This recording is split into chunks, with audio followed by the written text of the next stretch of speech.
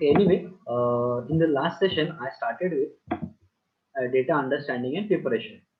So in that case, I told you that if you see all these topics, again, I will be showing you all these topics with some hands-on examples also, just to make the things clear, right? So here, talking about introduction for data understanding, right? So for that, obviously, to understand all these things, definitely we require some basic understanding of the data, and there are some methods which we have seen in R actually.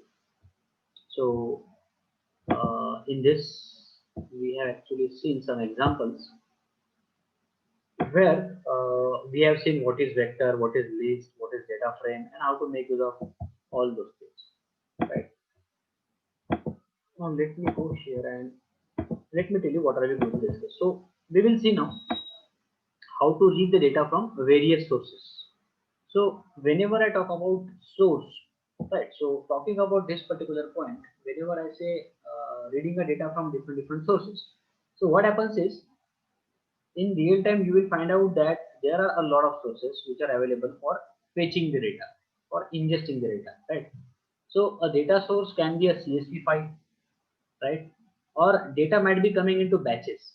So batches means client is not going to provide you data at once, or you are not going to get the complete data at once, but you will get the data into parts, right? In batches, that is called. So it can be Excel file or CSV file, or data might be coming from some another sources like some of the messaging techniques are there actually. So when you people will work on some projects, definitely you will understand that. So there are some messaging techniques which can be used as a data source. For example, Kafka. Kafka is a messaging technique, or JMS. These are some of the examples. These are the names of the messaging techniques from which data can be fetched. So it all depends on the application. For example, a data can be coming from a data source can be a streaming data. For example, now you watch IPL matches, for example, right? So you are able to see live streaming of that match, right? So maybe on Hotstar, for example, right? So you will see that that data is the source for that data is actually live streaming, right? So it can be example of Netflix you can take, right? In that case also you will see a live streaming data. So that is about the data which actually is unstructured data, I can say, right? Or data can be coming from sensors also, or data a data source can be a database, or a data source can be data warehouse, or there are other examples also. For example, it can be some ETL source. ETL actually stands for extraction, transformation, loading. So ETL pipeline. These are just the examples I am trying to give you. Some of these you might be knowing about, some of these you might not be knowing about, but no problem. I'm just trying to give you some examples which can act as a source of data, or from which you can read the data, right?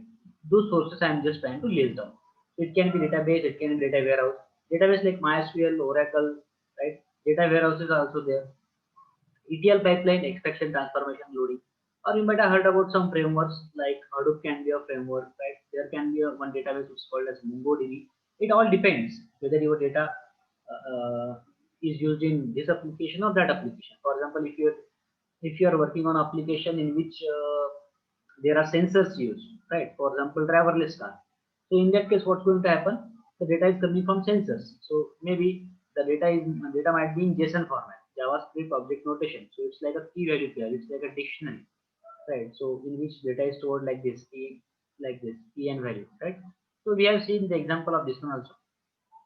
So there are different data sources. Now, if I want to give a simple example for this particular point in this second unit, so what I can do is I can show you, I can import data from some CSV file or Excel file in R, and then I will show you that okay, you can see the data in R, and now you can work on that data for whatever you want, for creating a prediction model, for creating a classification model, or maybe for analysis, right? So let's try to see one example of this. I have already listed down different sources, right? We will take a CSV file for example. So in this case, till now, those who are present, right, or those who attended the session, you might remember that we have actually discussed all these things, data structures in R. So you must be familiar till now with vectors, factors, list, matrix, and data frame. these are some of the basic data structures I can say, which are very useful in R. Okay, so these are some of the data structures which we have seen in the last session, right? I hope you people have understood all these things, right? Or at least you have tried out all these things. If not, then just go and try to execute the things, right? If you are already familiar, that's good, no problem. Okay, now what I will do is I will try to show you how to import. Right, so the data frame was the last topic which we have discussed in the last session. Now I will go and I will try to show you how to import a CSV file. So how to read a CSV file from the source. So reading a CSV file into R. Now for this, I will show you the data which is available here in our folder. So this student marks is the file which is available here. So if I try to open it, you will see some data set here like this. Right, so you can check it. Number of hours studied and the test score. So we have two features, two columns, two attributes. So the student who studied for 20 hours scored 40 marks, 24 hours scored 55 marks, and so on. This is the data we have. Now what we will do is we will try to import this data from this CSV file into R. So how to do that? Right? How to actually get the data from that CSV file into R. So I will go to R. Okay. And this is the command which we make use of. Read.csv and name of the file. This is what we use to read the data from in a CSV file. Now, for this, let's try to see whether we need some package or not. So see, what I am doing is some variable df equal to read.csv student mark. So the name is like this, student space mark.csv. Let me try to run it. Okay, so you can check now it is executed successfully. It has executed successfully. Now, if I want to see what is there in df, I should be able to see the data from that CSV file. So if I go here and run it, now see, I am able to see the data which was there in that CSV file. Hours studied and the test score, right? 20 hours studied, test score 40, and so on. So this is how you can read simple CSV data with the help of read.csv in R. So student marks.csv is already present in my current working directory. So that's why it is able to read. Otherwise, you need to mention the complete path. So concerning this particular point, see, for this particular point, we have seen that particular example, how to read that. Now, as I told you in the last session, if you remember, I told you that you should go and you should explore some data sets which are available in R.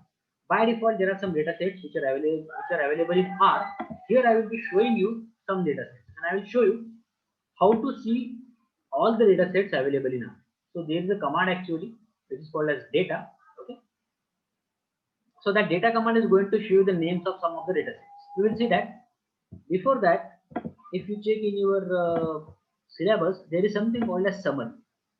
Right, summary statistics. So one thing we have already seen in earlier sessions, we have already seen something which gives you the statistics like quartile 1, quartile 2, quartile 3, right? 0 percentile, 25 percentile, and so on, mean and max and median, all those things. Now here, regarding this particular point, this one, summary statistics, right? So for this particular point, you can directly have a summary command in R, right? So you can go here and you can do it like this. Just run it. Check summary, and my data set is here. Df. Let's try to see what it shows actually. So df control enter if I do, I will be able to see summary of the data. So for this particular column or study, now you can find out minimum value, 25 percentile value, 50 percentile value, right? Average, 75 percentile value, and 100 percentile or maximum. And same is the thing for this particular column. So summary command is the ready-made method or command available in case of R, which is going to give summary statistics like this, right? Similar kind of statistics we already seen in earlier sessions also. Okay. Now I was talking about one command which you can fire here, which is called as data, right? So data is going to show you names of all the data sets which are available in R by default, which are available in R. Right. So here what we will do, whatever we have learned till now. So in this particular PDF, you will see that we learned about all these data structures. For example, we try to learn about vectors, factors, list, matrix, and data frame. So we will try to make use of all these data structures now with on some data set, which are ready in R. Right. So one of the data sets we are going to explore now is this one. We will see what type of a data is given there actually, right? Because we want to actually see some what you can say, some statistics, some visualization part we want to do on the data sets. That's why we are going to just explore all this, because anyway, to understand the things we need data, and R actually provides us some ready-made data. That's why I'm just trying to explore that. So what I will do is I will go to R and I will try to run this particular thing. Let me check whether it shows me all the data sets or not. So here you can check. Now when I run data command, now I'm able to see this thing, data sets in package data sets. So in my case, data sets package is already installed. That's why I'm able to see all these data sets. So air passengers, which is for monthly airline passenger numbers from 1949 to 1960. We will explore this data set when we will understand something called as visualization. So you will see that in your second unit there is a separate topic which is called as data visualization. So related to this particular topic, I'll be showing you different types of visualizations, right? And for that also we are going to need all these data sets, because the next point itself is going to be our data visualization. Right. So I will explain this particular point with the help of different types of charts, and we'll try to plot those charts in R. Right. And for that I will be giving you notes also in the form of PDF. So that's why for data visualization even we are going to need a data set, right? So that's why first of all we'll explore the data set, we will understand the data set, and then we'll go and we'll try to do data visualization on the data set. But again, before going for data visualization, we need to understand some basic things about data visualization. So we'll try to start with that particular thing, and then gradually we will see all these points: missing data, segmentation, outlier detection. What is this? So how to perform outlier detection and all that, and why actually we should care about outlier detection. So we will see one by one. Now, talking about all these data sets. So out of all these data sets, there is one data set which is called as chick weight. So this is what weight versus age of chicks on different diets.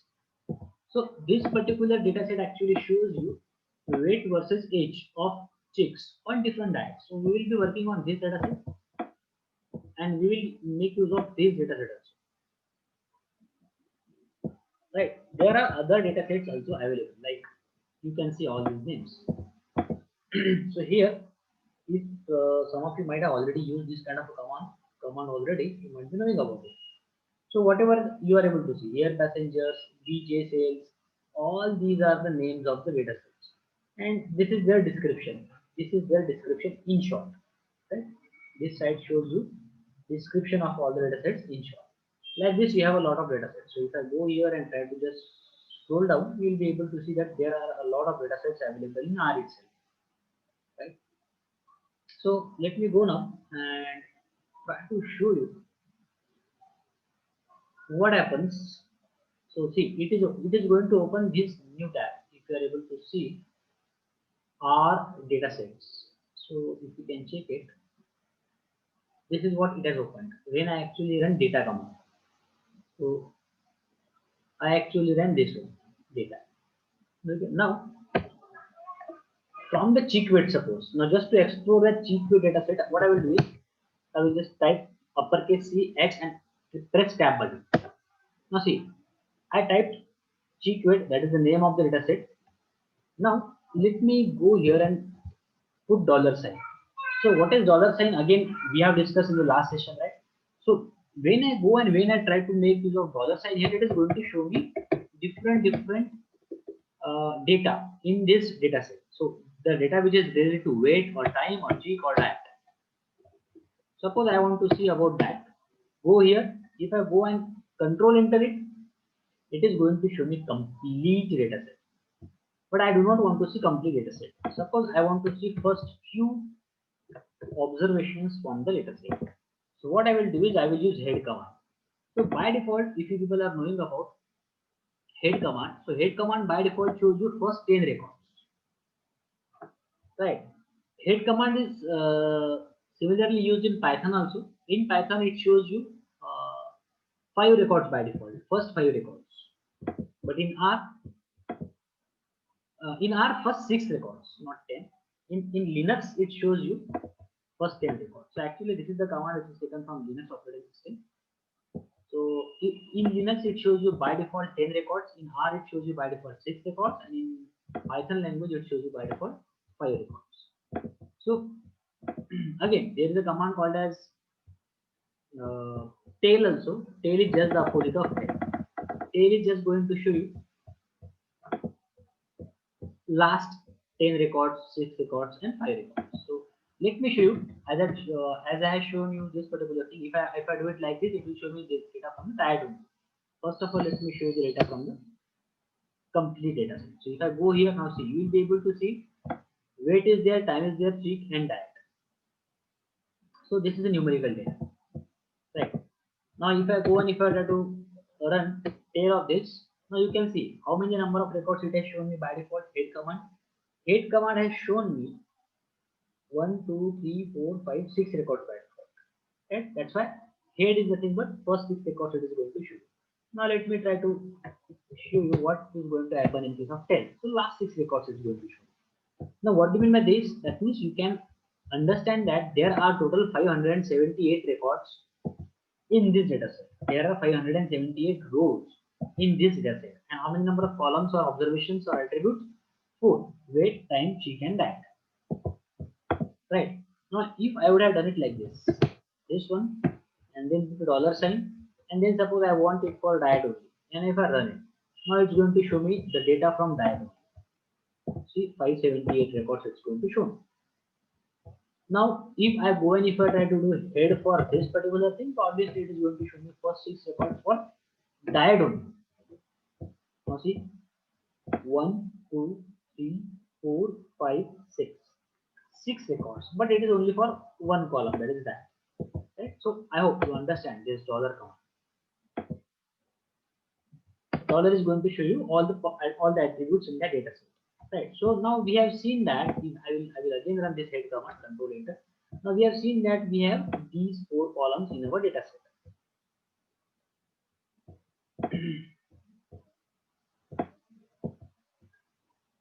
So now we can go and we can apply different statistics on the data set. Suppose I want to find out the mean of weights, mean of the chicken weights I want to find out. So you can go and you can apply mean. Similarly, you can go and you can apply sum and all those things, whatever you want to do. So this command also we have already seen, right? Suppose go here mean. Now I want to find out the mean of weight, right? So go here and just try to get the mean of weight like this. So this is how you are going to see the average weight, 121.8183. And we already seen the command called as summary, right? As this is the point in your second unit itself, so I can go and I can try out summary for this, control enter. I will be able to see summary for each and every column. So for weight, for time, for cheek, and for diet. So you can see minimum value of weight is 35, maximum value is 270. Mean just now we have seen, right? 128.8, 128.8. Similarly for time also, minimum time is 0, maximum time is 21, average time is 10, and for cheek count is 12, 12, 12, 12 for all of them. Diet, these are the values. Okay.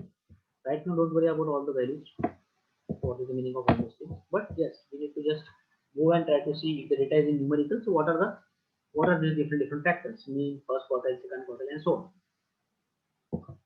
So here in case of first 2 columns, you are able to see the output like this: mean, first quartile, median, and so on. I hope you know now the meaning of this, all these things, right? What is mean, what is first quartile, and so on. Now in this column, this one and this one, the output is something different. So why is it so? Because these are categorical columns, right? These are continuous columns. weight and time are continuous columns, but these are categorical columns. Categories means, for example, passenger column, first class, second class, third class. So there are only 3 categories. So it is just showing us that how many times 13 is repeated, 9 is repeated, 20 is repeated, 10 is repeated, 7 is repeated, 90 is repeated, and so on. Right. So it is just that these are 2 categorical columns. That's it. So gender column is a categorical column. It has only 2 values, male and female, like that. So this is how you can make use of this summary command to get the summary, right? To understand summary statistics from the data. Why to understand the summary? Why to take care about summary? Why to worry about summary of the data? Because if you have a summary of data, you will get an overall idea about your data set. Right. So why this particular topic is there? Distribution and summary. We will talk about distribution also. Distribution, when I will talk about that, then you will see what is normal distribution, what is standard normal distribution, what is the difference between them, and why it's required. Right. So one part we are trying to see from that is summary. So summary statistics is actually required because as we want to go and apply some logic on the data and create some model, come up with prediction models and classification models. So it's really very necessary to understand that particular data set, and it's very necessary to get the knowledge about that domain. Right. So unless and until you do not understand the data itself, we will not be in a position to create the models. We will not be in a position to solve the problem statements given by the clients, for example. Right. So that's why summary statistics is very important. And this is the command. This is one of the ways actually to get the summary of the data with the help of summary command in R. Okay. Again, you can go and you can even write down your own custom code also. That's also possible. So it all depends on data set or the type of a problem statement. Just to look at the data in different angles. That's why we do summary. After that, once that is done, when summary is done, let's try to go and try to we already find out this particular thing. The statistics mean we already seen summary. This is what we got. Instead of this mean, one can go and one can find out other things also. Right? For example, you have median. If you want to get the addition of all the values, all the weights, that's also possible. Median is also there. So if I go here, if I try to check median of suppose weight and control enter, we'll be able to find out the median value. And we have already seen what's the difference between the mean and the median. Okay. So I hope you people have understood these things actually, right? GQA dataset we are going to make use of later on. In later stages, we are going to make use of that dataset.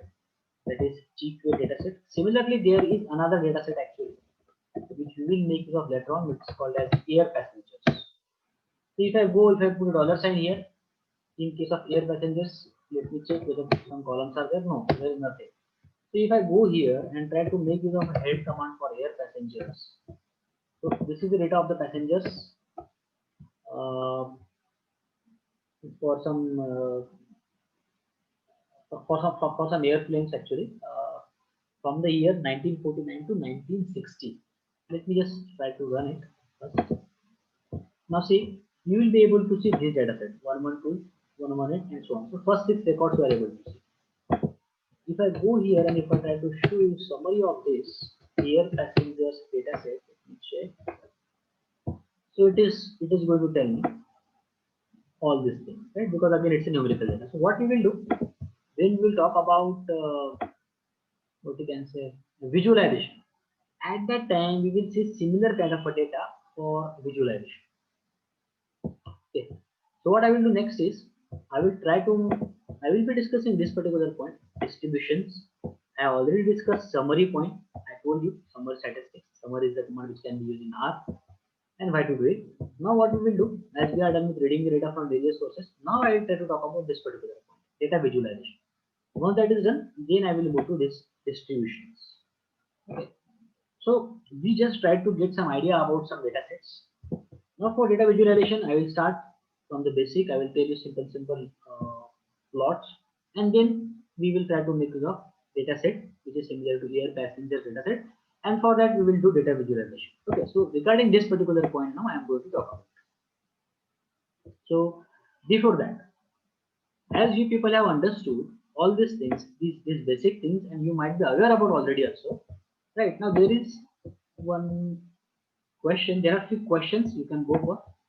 For example, Now this thing you will be able to solve, but there should be a proper way to solve this.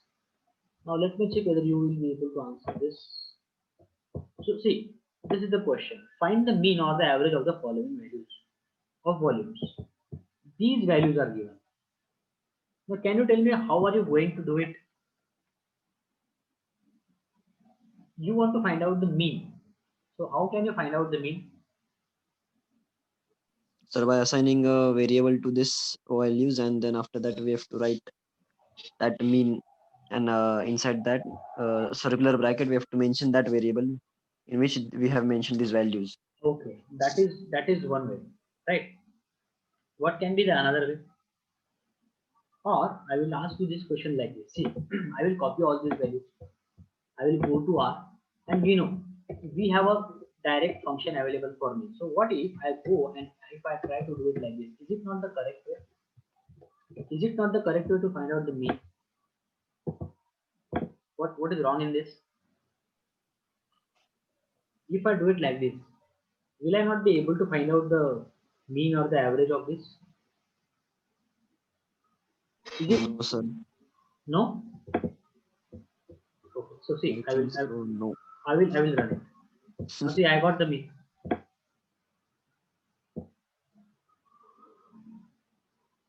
Am I not getting the mean or average value? 151.2 I am getting. Okay. Now, anyone, anything? So, as you people are already aware about R, I think at least you have worked with R before, maybe. So, some of you might be knowing, is it the right way? I am getting the mean value. Now, see what will happen.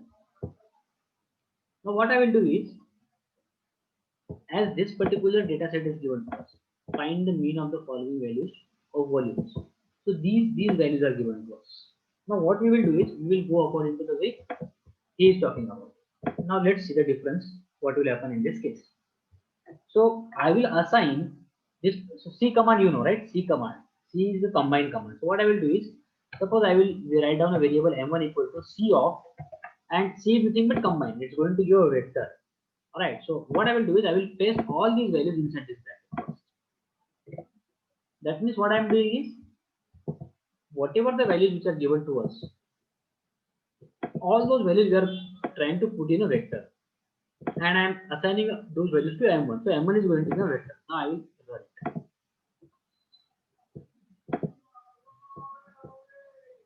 Okay, Prashant is saying if you assign a variable, then we can perform multiple operations. Yes, you can perform multiple operations definitely, but my question is this going to change my answer if I go with mean of m1? The answer of this one and answer of this one, is it same or something different? Can anyone tell me if you are getting my question? Is it going to be same?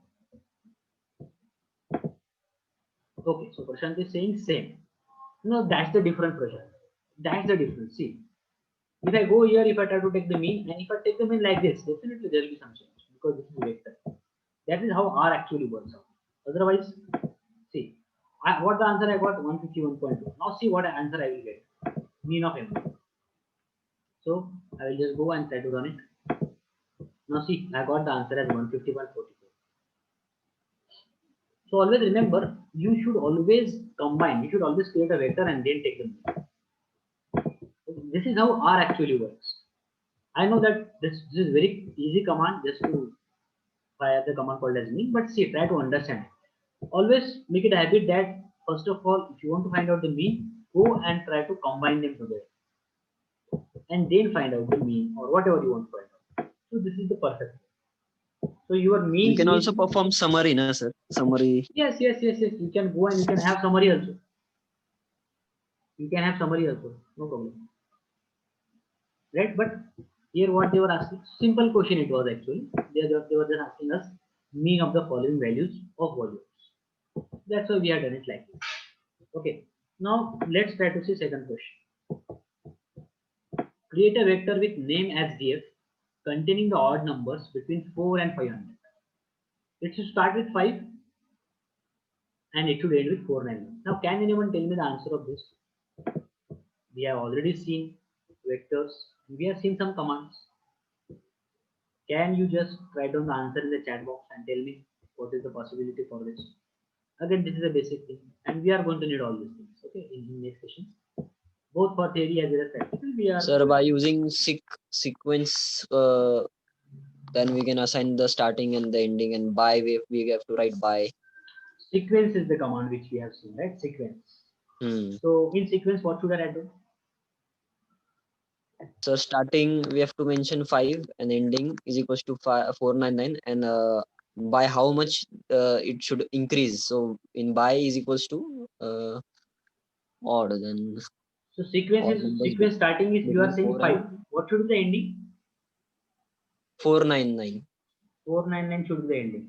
And you are Starting with saying 5 and ending with 499. you are saying to make use of something called as by. By What also. by equal to what? Hmm. According to this question, Create a vector with an contain the odd numbers odd numbers. between 4 and 500. By 2, sir, Okay, because right. 5 plus 2 is Right. equals to 7, then 9 and That means you are going to 11. get odd numbers. Okay, anyone any change here? Anything anyone wants to add here other than this? Again, obviously, Sir, a variable we can assign. Sequence. yeah, this we Variable. are going to assign it to df. They are saying create a df. df. But is it going to give answer? Is this thing going to give answer? First of all, try to understand. Again, anyone? Yes, anyone? Can you please try to have some inputs? Try to give some input from your side. Again, those who are present, those who know. Right?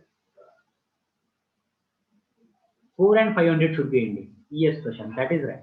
It should not be 400, 499. It should be 500. Right. And it should not be 4 actually, Prashant. It should be 500. Because this is going to be starting point. Here you are right. Here it should not be 499. Here it should be 500. So it should be actually 5 and 500. But if I go like this, df is equal to what they are saying that we need to create a vector. So from this point only you should understand what should I do. How we create a vector? How we create a vector?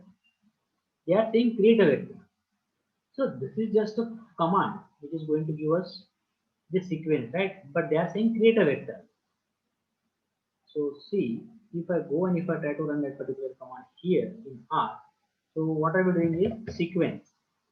Okay, sequence of now I said 5 comma 500 comma by is equal to 2. If I go and if I try to run this one, I am going to get all these things obviously. So see, till 499 I got, and it should start with 5. So yes, it is starting. That means it is giving me odd numbers. But as they are saying vectors, so what we should have done is just go here and use the C command, combine. Right? And then we can actually assign it to some variable df is equal to. You can see this is my df and go and now run it. And you'll be able to see vector. That's the only difference. Otherwise, everything is vector. Right? Now you can see that it is starting with 5, that's 5, 7, 9, 11, 13, and so on. So all the odd numbers you are able to see till 499. So remember that as they wanted till 499, that's why ending point should be 500 and not 499. That is the thing. Next thing. Again, this is very easy. What will be the result of the following code? If we have num a is equal to this, what is the output of num dot a of 5? So again, this is a straightforward question. For that basic thing, you should be aware about. What will be the output? Yes. In this case, again, in this case, also some people make mistakes actually. What will be the output of this? Num dot a of Sir, no output because no, 0, 1, 2, 3, 4 only there. no. See, that's why I said even though it's very easy, here people make mistakes. So 7, actually, 7, 7. right. So whatever you are trying to think about, it is in Python. हाँ Indexing in Python sir Python, mix होता है sir कभी कभी Python and right. Are so I Indexing in Python start from 0, but in case of here, हाँ it start from 1, 1, 2, 1 3, 4, only 5. So num dot a of 5 is 7. Okay, so what I will do, I will try to just run this one. If I want to show you num dot a, you can check num dot a is this, control enter. What was the problem here? Let me consider. Okay, num dot a.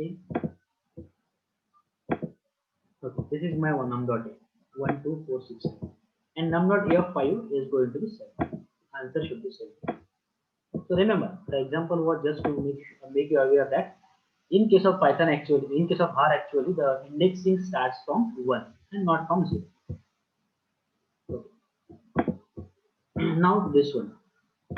What will be the result of the following code? Fourth question. Right. Choose between two answer options. So what is given is this one.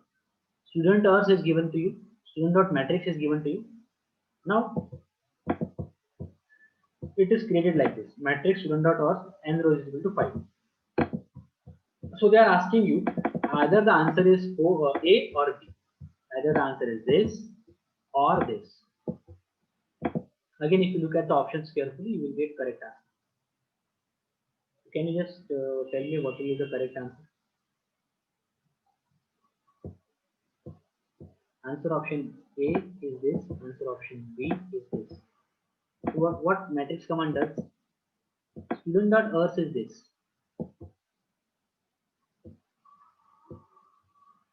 Or let me know whether you understood the question or not.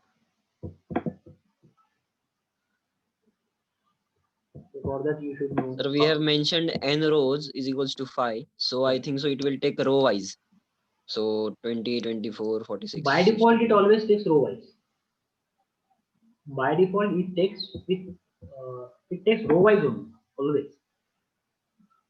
So then answer A option is I think so right. A option you are saying. Anyone who understood the question, anyone who is able to understand the question at least. Any other answer other than that?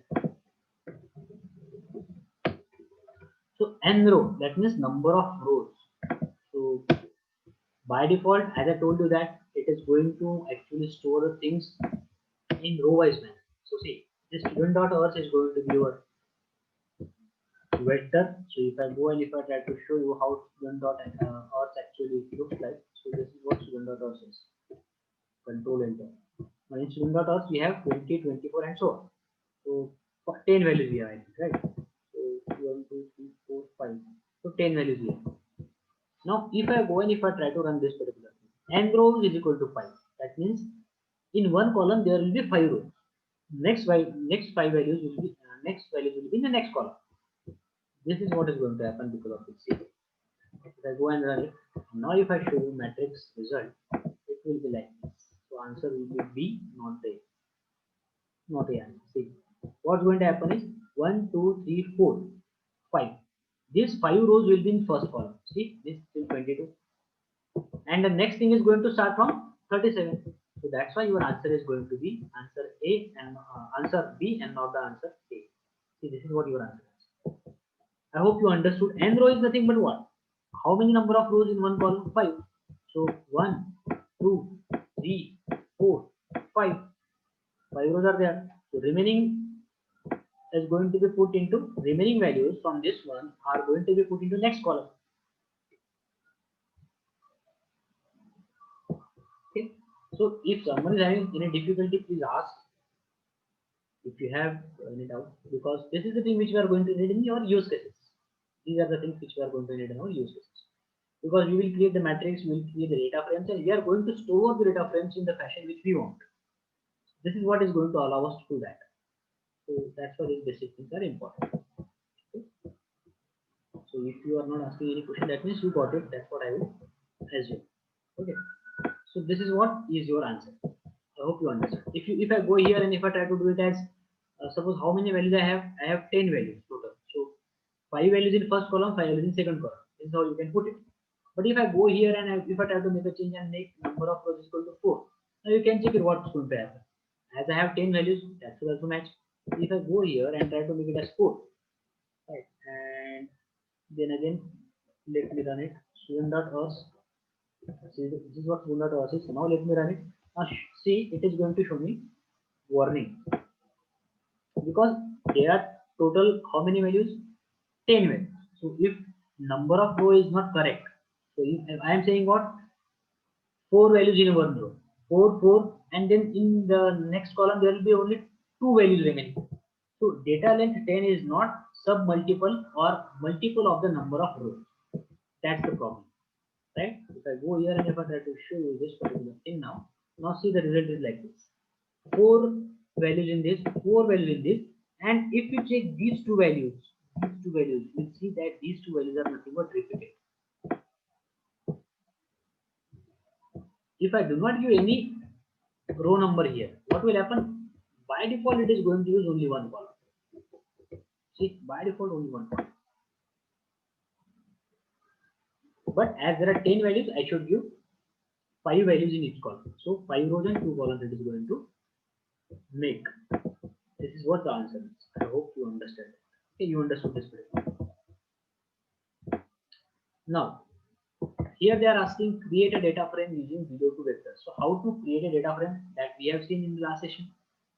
So we use a simple command called as data.frame. For example, I have these two vectors. So with the help of C command, combine command, I am creating two vectors. Right, student.earth and student.marks. So this is what my student.earth is, student.marks is. Now how to create a data frame? So suppose I want to create a data frame with the name student.data is equal to data.frame. That's it. You use this particular command. And you just need to give the names of all those vectors, whatever you want. So I want student.earth here.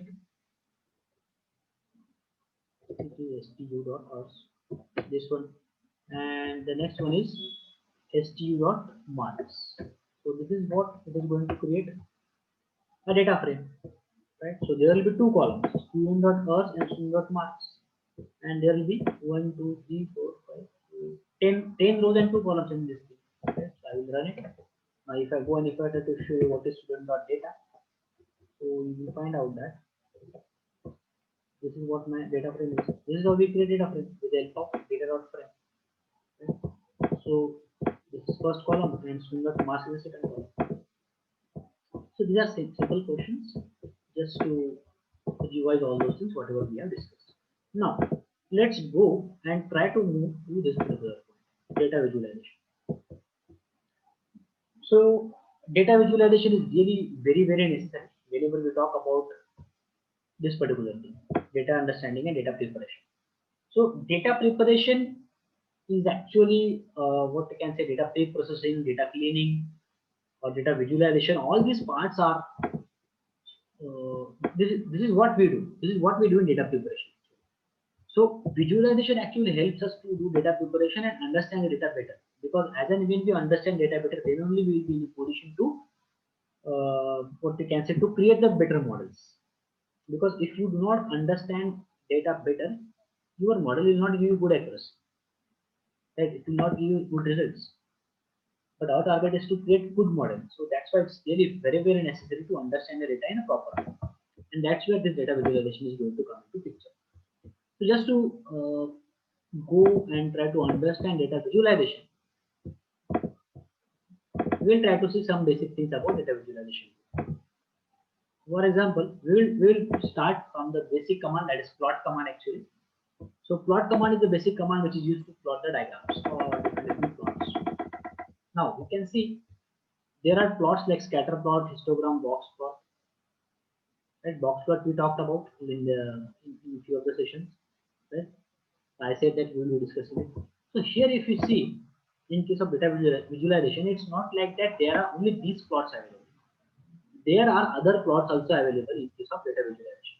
These are some of the basic, right? But yes, there are a lot of different plots which are available which can be used in data visualization. Let's try to straightforward go and try to execute a command, simple command which is called as plot, just to plot a graph or a plot with the help of plot command. Let me go and try to show you an example, simple example of data visualization. So for example here, I have this data set A and B. A and B is the data set I am having. You can check with that A is a vector and B is also a vector. So In these two vectors, I have 1, 2, 3, 4, 5, 6 values are there. So 6 values in A and 6 values in B. What I will be doing is actually I will be trying to plot. So once I create these vectors, just to compare the A and B values, just to compare A and B values, I am going to plot a graph like this. So for example, x-axis is going to represent A and y-axis is going to be represented by B value. Right? For example, here suppose I have the values like, suppose here it is 10, 20, 30, 40 and so on. Here also suppose 10, 20, 30 and so on. For example, first value you can see 10, 15. So 10 on x-axis and 15 on y-axis somewhere here. So that point is going to be like this. So like this I am going to plot all the points. So simple visualization we are going to make use of here by using plot command. So let me go here, try to run A. If I want to show you how A looks like, you can go and you can check it. Control enter. This is what my A is. Now let me go and try to see what is B. So this is B. Let me check it. So these are your A and B. Now I am going to make use of a simple plot count. Okay, so here it is going to give a plot. So just run it. You'll be able to see a plot like this. Right? You can go and you can even zoom it. For example, this one. So this is a basic visualization which you are able to see now. Right. So corresponding to this particular point, visualization. This is your basic visualization. Whatever you are able to see in R now, this particular thing. So you can check it. You can check this particular thing here. In this case, value of A is 10 and value of B is near 15, right? Somewhere here. So this is the first point we got. Similarly, all this point, this one, this one, this one, this one, right? All these points you are able to see. Later on, what you can do is, if you want how the distribution of your data is, you can even go and you can actually join those points like this. There are some facilities which are available in R. With the help of it, you can go and you can actually join the points. You will see one by one. So these are the points. You can check it. So value of A is 10, value of B is 15. That's why here you are able to see 10 and 15. Similarly, value of A is 13 and value of B is 17. So 13 and 17. That means this one and this one, right? Sorry, 15 was this one, right? 15, 13, 15 was this one. 13 and 17 is this point. So first point, second point, and so on. Like this, you can go and you can actually try to plot a graph or a plot with the help of simple command called as plot. Later on, we will see different options which are available in plot command itself, and we will try to understand the data in proper way. So here what you can see is, talking about visualization now, I want to show you some important visualization. Right? So scatter plot. Scatter plot is a default plot actually which we make use of many times. Now in the last session I talked about data sets. So there is one data set actually which is talking about flights, which is called as NYC flights. So in my case it's already installed. In your case you just need to install it like this. Now let me show you if NYC flights dataset is present in my case or not. See, if I go here and if I type NY and press tab button, we'll be able to see the dataset which is related to airlines, airports, flights, planes, weather, and so on, like this. Now, what will happen is, out of all these things, we are going to make a flights dataset. So what I'll be doing is tab button and I'll be making the flights dataset. But see, there are different columns in this flights dataset. So we are going to make use of those columns for our visualization purpose. So what we will be doing is, first thing I am going to attach. I am going to run a command called as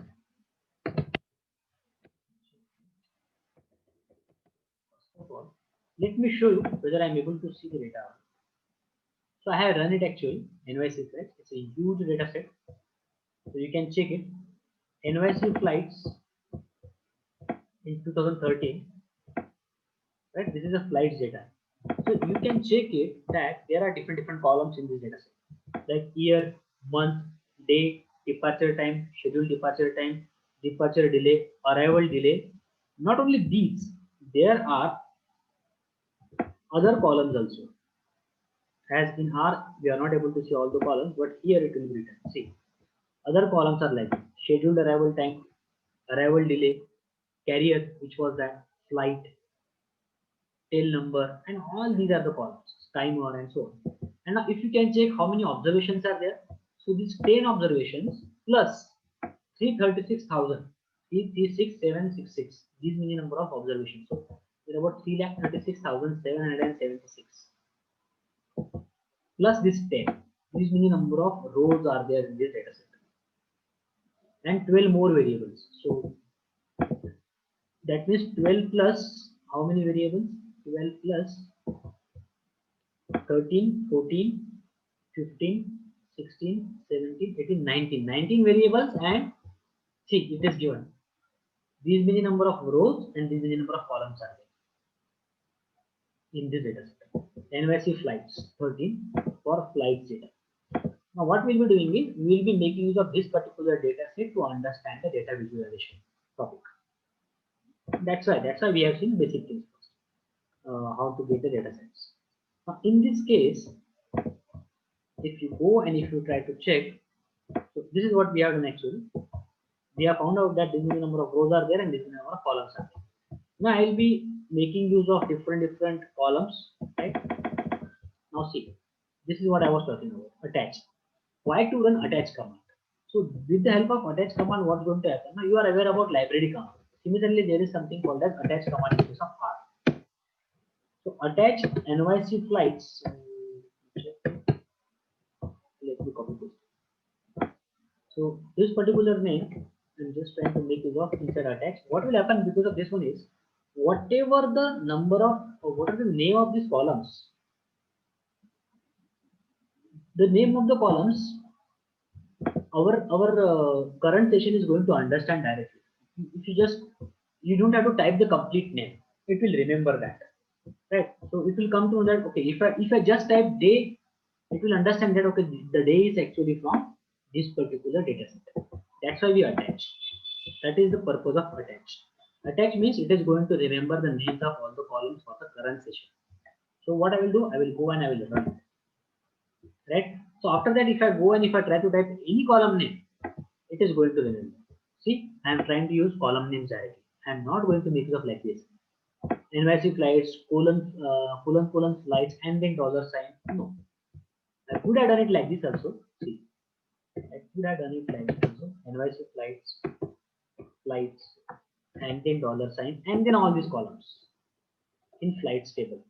But now, since I have attached it in this particular session, that's why no need to write down whole thing. Just write down the name of the column. For example, see, arrival delay. Now see, it is able to understand it is arrival delay. Why? Because we have attached it. So attach is the command which is going to make sure that our session is going to remember even the column names also. Now, let's try to make use of this particular command to plot. This plot command between arrival delay and departure delay. And so plot command we have already seen with a simple example earlier. Now what I will do is I will use plot command between arrival delay and departure delay of the flights. So how the departure delay and arrival delay are related with each other. Now what will happen in this case? In this case, as we have near about 3,37,000 records. Sorry, 3,36,000 records we have, observations we have, rows we have, this number of rows, and 19 number of columns we have. So obviously it will take some time to load the plot. Okay, to load that particular diagram, it is going to take some time because we have a lot of data here. So if I go here and if I try to run it, definitely you will not see the result instantly, but yeah, it will take some time and then it will load the plot. Let me run it. So as you are able to see this red button, that means it is executing, it is in the process. You can check this particular thing. Now see that red sign is not there. Now the plot should come. In some time that plot should come. It is done. Let me check with zone. Definitely it will load the plot, but as I told you that number of rows are more, so sometimes it takes some time to load.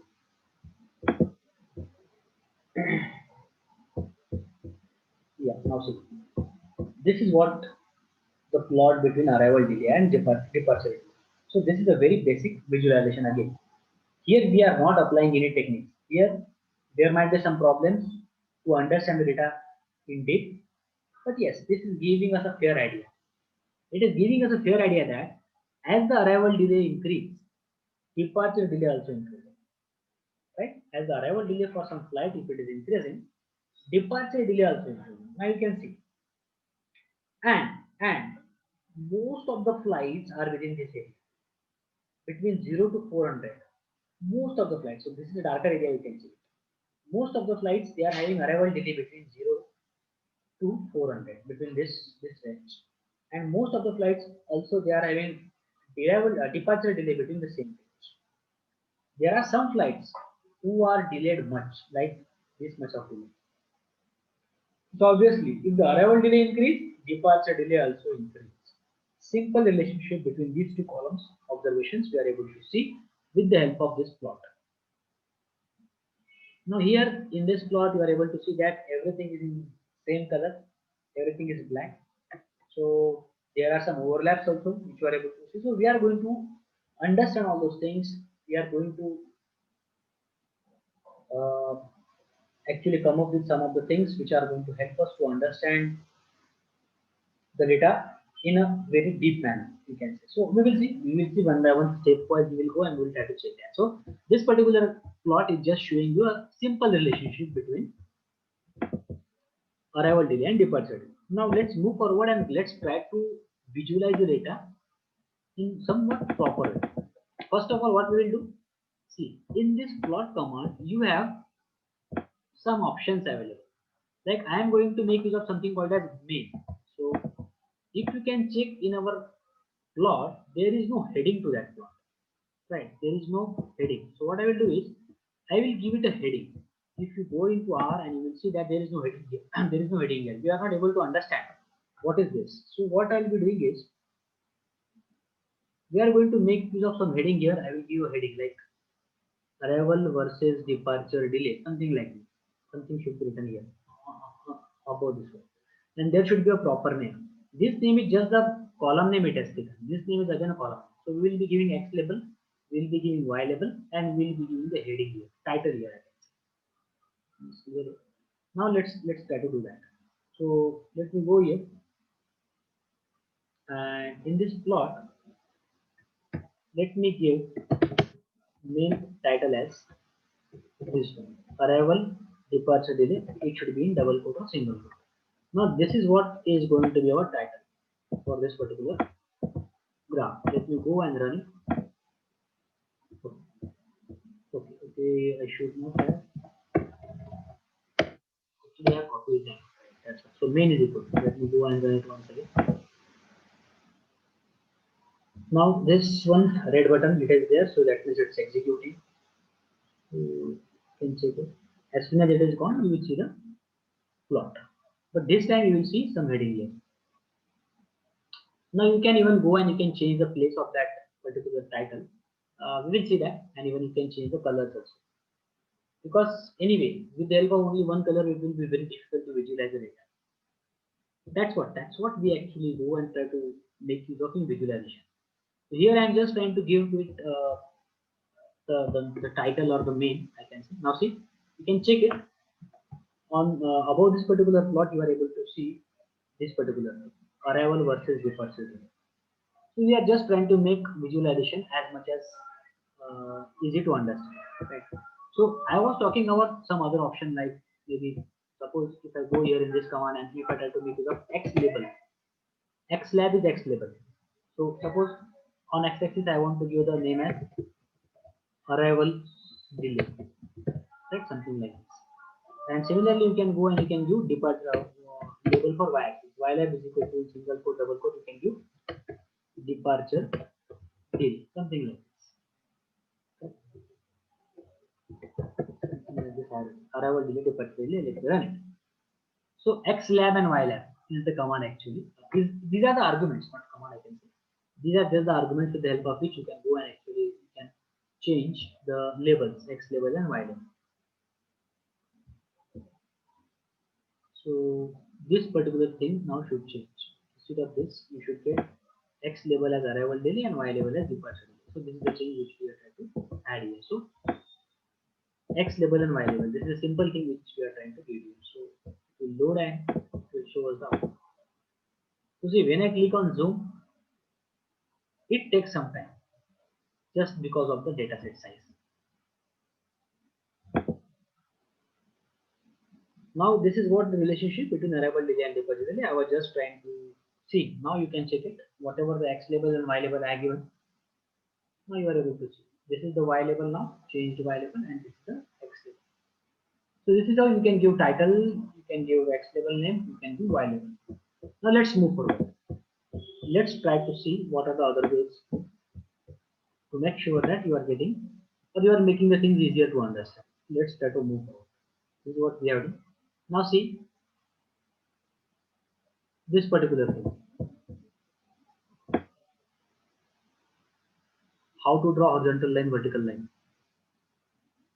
for visualization. So what will happen because of this AB line 01 and AB line 00, it is going to draw the line. So I think we have discussed this particular thing also last time. AB line, see, this AB line is going to draw a horizontal line. So let me tell you what happens in visualization is many times you need to concentrate only on particular data set or particular part of the data. See, what will happen now? You can check that most of the data is within 0 to 400 range. That means this one, right? Or I can say from this one and from this one. So what you can make use of is you can make use of something called as AB line. What this AB line is going to do is AB line is going to help you to draw horizontal line and vertical line. So because of that, what will happen? You can go and you can concentrate only on the required data set. Later on, we will be talking about something called as outliers. So outliers are the values which are going to affect your what you can say, which are going to affect the results actually. Outlier values are the values which we are not going to consider even for creating the model. So talking about this particular part in case of visualization, talking about this AB line. So this AB line can be used. This AB line can be used actually to draw horizontal line and vertical line. So what you need to do is, I think many of you have used that also. So what you can do here is, I will just go here and I will try to write down something called as AB line. And suppose if I write down H is equal to 0 and correct. So H actually stands for horizontal. H stands for horizontal line. So we have different options. If you want to see the help here, again it will take some time to come. Right. So if I go here and if I try to press F1, you will be able to see the help regarding this particular thing, right? You know that for how to get the help for any function available. So see, I have pressed that F1 and now you will be able to see add straight lines to the plot. So whenever you want to see a straight line, what you can do is you can give H and V. H stands for horizontal and V stands for vertical. That's what this AB line is going to do. So you can directly make use of H equal to true. Whatever the value is, H equal to 0, H equal to some value here. That. So you can see the H is nothing but what? The values for horizontal line. V is nothing but what? The values for vertical line. The thing is, you will be able to see something like this with the help of H and V. So I am not going to draw it right now. You will be able to see this kind of horizontal line. This is what I am trying to talk about. Okay. So again, if you want to go and if you want to change the PCH is the thing but what? Plot character. So once you get all these things, you can remember that we can have. So in this plot, whatever we have seen till now, it was marker, right? It was a circle. So instead of a circle, if you want another plotting character, so see, these are the numbers. 1 is for circle, 2 is for triangle, 3 is for plus, 4 is for cross, and so on. So 3 is for what? Plus sign. So what's going to happen here is, if I go and if I try to run this particular command, instead of those circles, now I'll be able to see plus sign. Let me give a simple example. PCH actually stands for plotting character. So now see, earlier it was circle. You are able to see circle here. Now instead of the circles, you will be able to find out that it will be a plus. Why plus sign? Because we have done it as like this. PCH equal to 3. So plot character is equal to 3. That means whatever the plotting character you want, you can give that. So 1 is circle, 2 is triangle. By default it is circle. 3 is plus, 4 is cross, 5. And again, even you can go and actually you can have your own plotting character also. That's also possible. Suppose I want letter A, that's possible. I want letter Z, that's possible. So you just need to give PCH is equal to that particular plotting character in double quote or single quote. That's what you need to do. So what will happen because of this? Instead of these circles, you will be able to see that plotting character. So it will come, it will show you plus sign after some time. Check it. That's why I said that last time I said that you go and you can explore the data sets. That's what I was trying to ask you in the last session.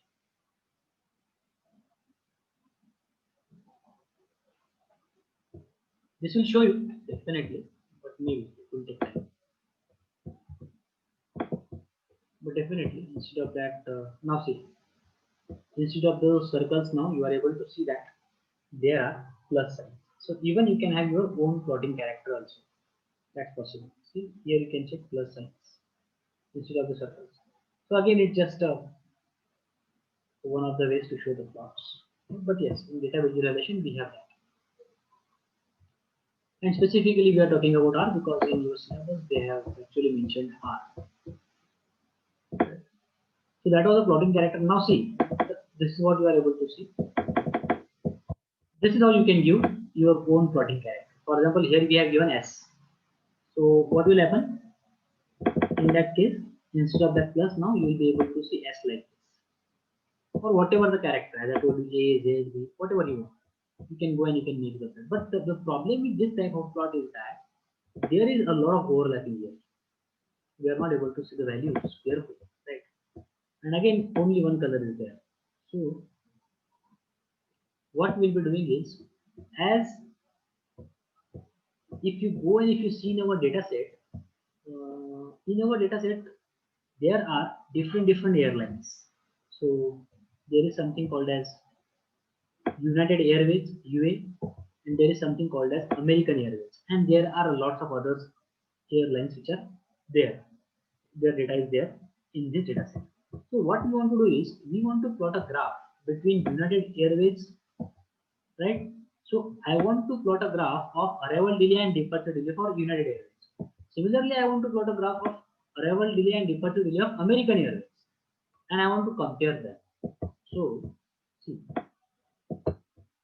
plot command we have seen.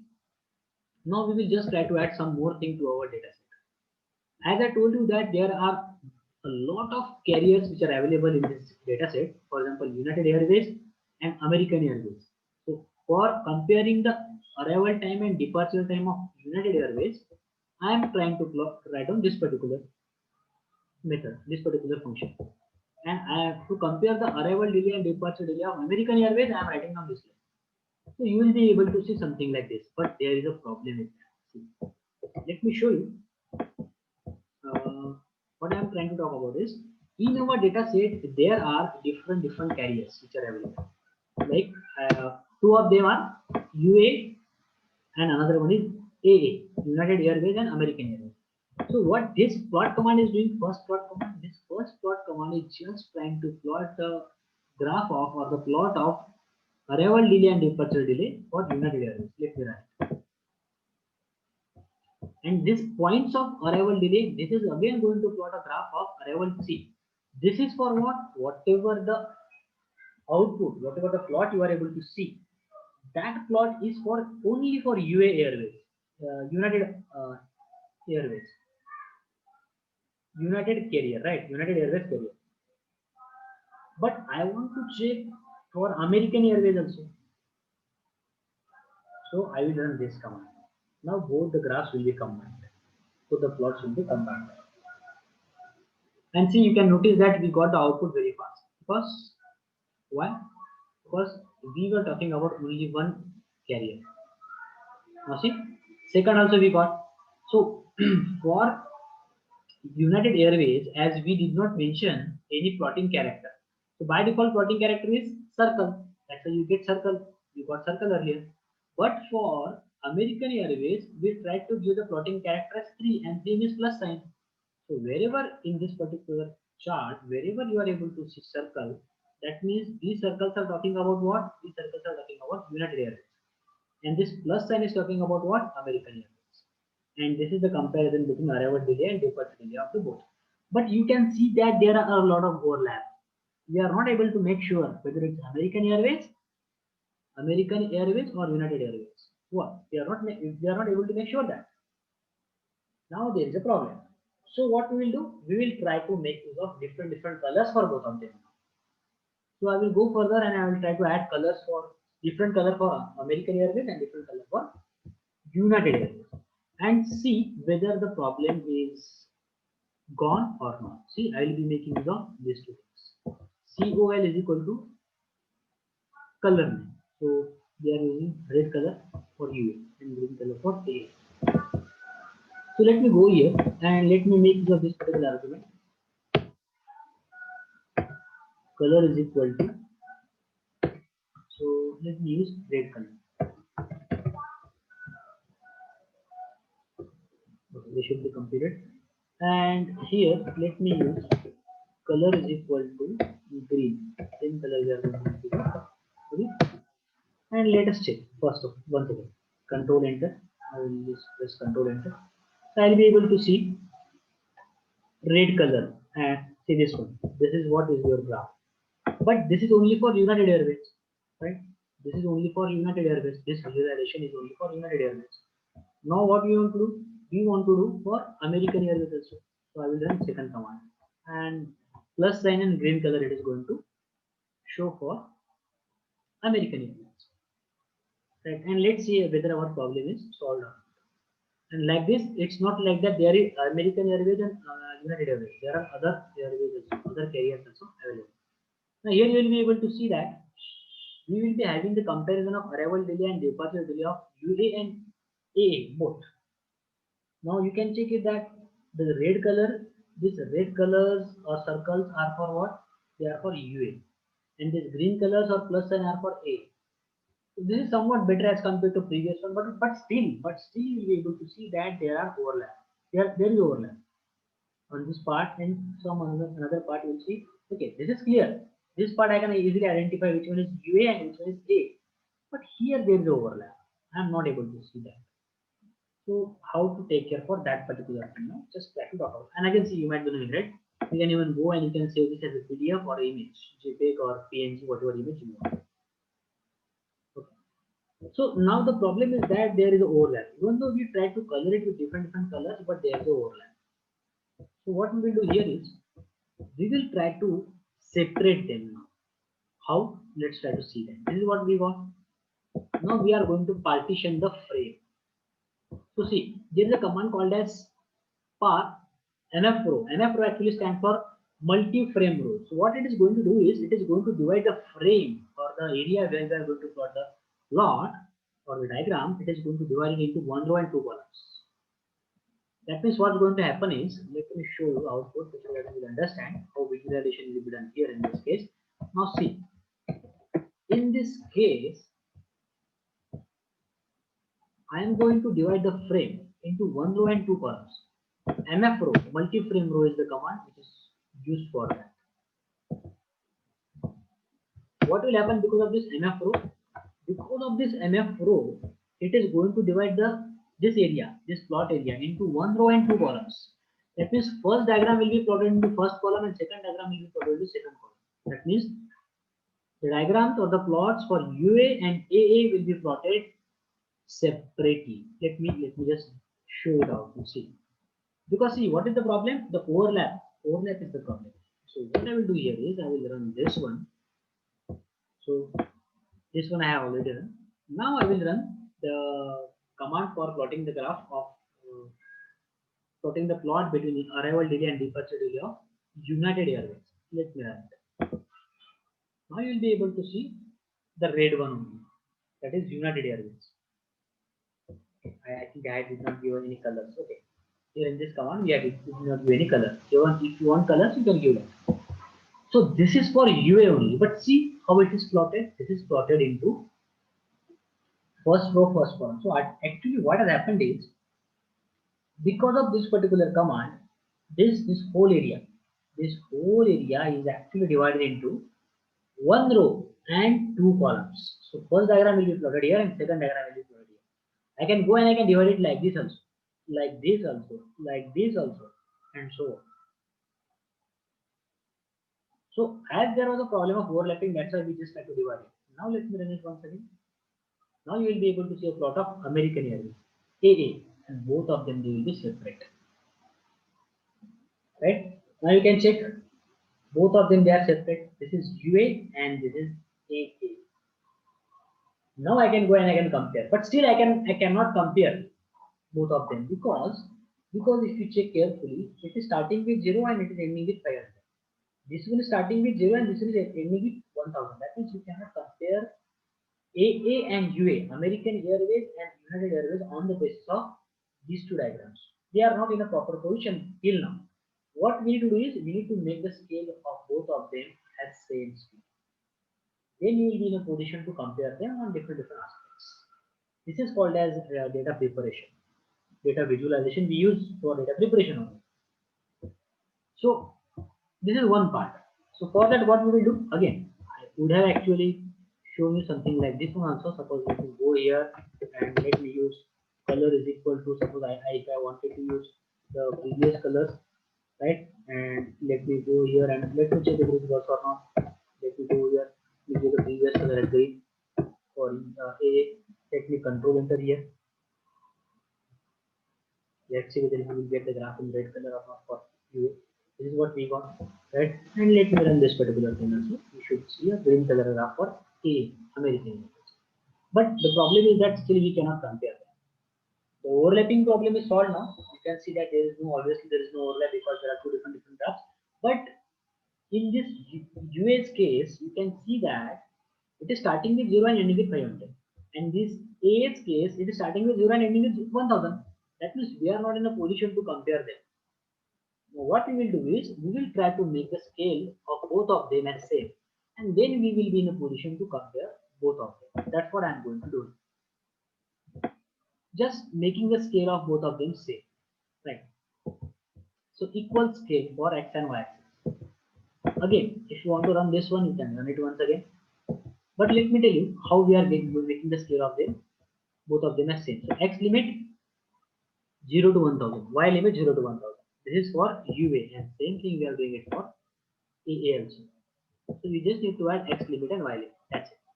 This particular thing you need to add X limit and Y limit for both of them. If I go here and if I try to add X limit and Y limit, let me go here. X limit, Y limit 1000. Here also X limit, Y limit. Obviously, commas and all those things should be proper. X limit, Y limit. Let me check. Then you will be in a position to compare. So control enter.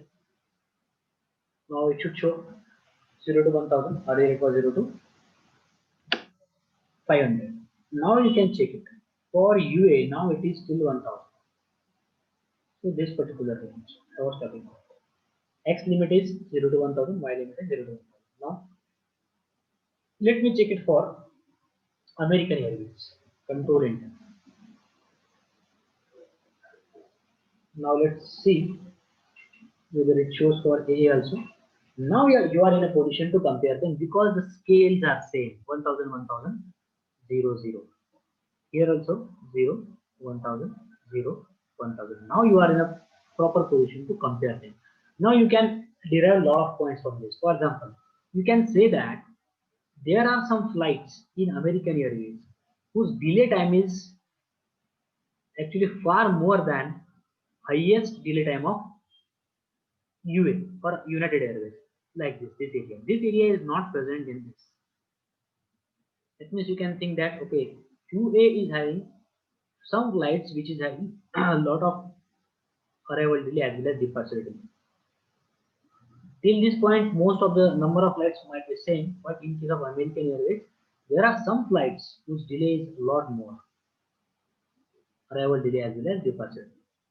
Right? So this is how you can make use of those arguments in case of plot command to make sure that you get proper idea about the data set. Okay, so that is one point.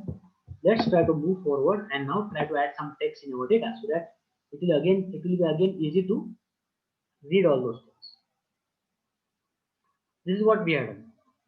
And again, if you want to restore the data frame to a single plot, you can make use of this command. Mainframe row is equal to one row, one column. Right? So because what will happen otherwise, if you just keep it as it is, what will happen? You will be able to see the plots in this way only, one row and one column. So I will just restore it. So whatever the plot I am going to plot after this now, it will be only one plot. It will not be like this. But yes, you can do that. Okay, so I am not going to plot this particular plot once again because we have already seen that. Because it takes some time. So I will go directly and I will try to show how to do these things. Adding the text and the lines on the plot. So here, okay, anyway, I will have to plot this. So here we will try to plot our previous plot. This one. See, what's going to happen here is you can see it. Plot arrival delay of UA, departure delay of UA, and I am writing down some title here. So I will just run it. Again, it is for UA only, so it will give us the plot path. But obviously, they haven't used any color or something like that. So this is for UA, United Airways. Now we will see how to add some text on this plot. So I want to add a text at this position 100, 400. And what is the text I want to add? I want to add text like this, United Airways. So what I will do is I will try to add this particular text. Let's try to understand what is X and what is Y. X and Y label is the label which I want to give. So what will happen and how it is going to happen? Just check it. See, X100 and Y100, Y400. So that means if you check X100, so this is X100 and Y400, this is Y400. So somewhere here you will be able to see United Airways. But try to understand that this particular point is going to be at the center of this. So if you want this point to be at here, that's possible. Here, that's possible. You will see that. But by default, it will be at the center. Let me show you what I am trying to talk about. Let's run it. You should see that particular name, United Airways here. Now see, United Airways. Now if I go and try to draw a perpendicular line from this one, it will be at center. So the point is at center. That means United Airways name, whatever I am trying to give it, it is going to be, this point is going to be the center of that name. Okay, this is what I was talking about. But if I want to start it from this point, yes, that's possible. End there, that's possible. That we will see. Suppose if you want to go and if you want to have something else, suppose I want to have something like this here. Now see, suppose here I am writing down something like this, right? Something like this, BSc stats. What I am doing, X is 400, Y is 0. So X is 400 and Y is 0. Adjust equal to 1. We will see what is that adjust equal to 1. So X is 400 and Y is 0. That means Y is 0. That means here. So this name you should be able to see here. Right? Let's try to see that.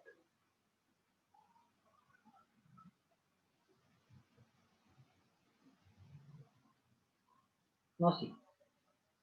So what's going to happen here? Now you can check X is 400 and Y is 0. So the point is here, but it is at the ending of this text. So why is it so? It is because of this. Let me just go and try to show you something else. See, if I copy this,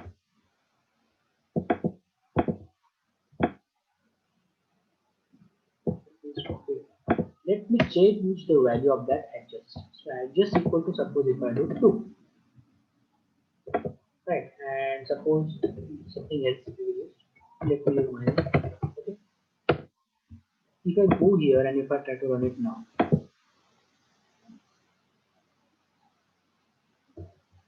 Now see what has happened. So the point 400 and 0 is somewhere here, and the name which I have typed here, CYOGS, is still this point. So what you can do is you can go and you can play with all these things like this. Suppose if I go here, if I try to do it free, control enter, so it is going to shift to the left side as and when you go and you can increase the value of this. This is the point. See, it is going to shift those many number of points. You can check it. Now, if you want to end at this point or start at this point, that's also possible. That you will see. Now see, what is this side? So side is going to do what? Here if you check, there are 4 sides to this plot. This is one side, second side, third side, and fourth side. We will check what are the numbers actually, whether it is like this, 1, 2, 3, 4, or what. We will try to see that. So if I want to write down something here, I will have to give the side number. Here I will have to give side number. Here side number. Here side number. So on. Let's try to see that. See, text is the command actually to write down a text. So if I give x-axis and y-axis 100 and 400 and label as United Airways. Okay. So this one is already done. This one. See, this side 3. What I'm doing is text I am giving it as UA equal to United Airways and side equal to 3. Now let's see what is the side equal to 3. So one of the sides from those 4 sides. So M text. This text is going to be written on side 3. Let's see what is side 3. So UA equal to United Airways. Let me check. Let me show you. Now see, you can see that the side 3 is this one. UA is equal to United Airways. So this is side 1, this is side 2, this is side 3, and this is side 4. Let me just cross check whether it is same thing or not. Side equal to 3 I used. Now what we will do is we will try to make use of side equal to something else. Suppose side equal to 2. I am going to make use of side equal to 2 and adjust equal to 1. Just now I have shown you what is adjust.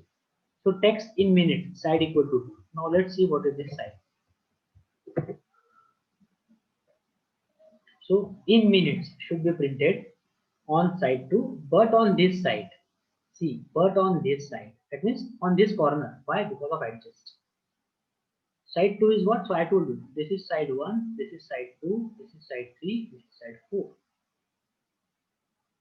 If you want to check it, you can go and you can make use of other sides also. For example, if I want to go and if I want to show you what is the side 4, so yes, that's possible. So let me use this particular thing. Okay, and let me show you this one on side 4. And let me change some text here. PIT support. So it will be on side 4. Let me just control enter. VIT should be printed on side 4. Now you can check it, it is there. So see, it is there. Again, if I would have used adjust equal to 1 or 2, you can shift it on this side or on this side. That's also possible. Right? So remember, side 1, 2, 3, 4. How actually they can be used in case of visualization. Now, you can even go and you can plot the lines. So AB line you can make use of and you can have those lines plotted here. So see, AB line H equal to 250, V equal to 250, and so on. So I will show you now. We did not visit it last time, so let me show you. See, H is horizontal and V is vertical. So AB line is equal to 250. Now let me control enter here. So H is horizontal, right? So now see, at 250 you will be able to see horizontal line. At 250 you will be able to see horizontal line because we run this particular thing. Now let me go and try to run V is equal to 250. Vertical line will be there at 250. So vertical means parallel to y-axis. That means at x equal to 250, this line will be there, right?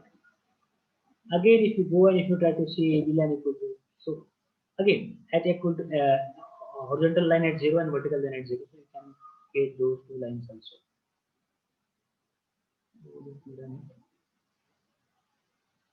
This one at h equal to 0, horizontal line will be there. Now see, you can check this. This line is there, below line, and one more line is there, b equal to 0. So vertical line 0, so you will be able to see somewhere here, some line here, right? See, this line is there. So this is how you can make use of the AB line count. And you can concentrate on a particular data. Now, moving forward, let's try to go and try to change the colors of the text. This is what we have seen till now. Now change the color and size of the markers. Okay, so you can see we have already used plot command. We have seen this one. Okay, this thing we already have. So let me just come up with a new plot. On this new plot, we will be making some changes just to understand how to color the things, how to change the size of the markers, and how to make the graph somewhat understandable. So here I am running it. You will see a new graph now, like this, right? So the earlier one is overwritten now. Now you can check plot arrival delay, departure delay. This is what we are able to see. Okay.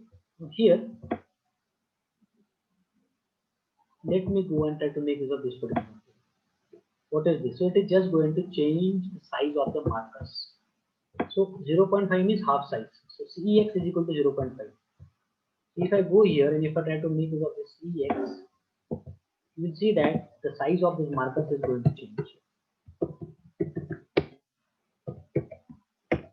Let me see. So CEX is equal to 0.5. I had a size of the markers, it is going to change. Now see, size of the markers is very much lower. See, you can see they are very small in size now, the size of the markers. If I go and if I try to make it as maybe more than this, let me check.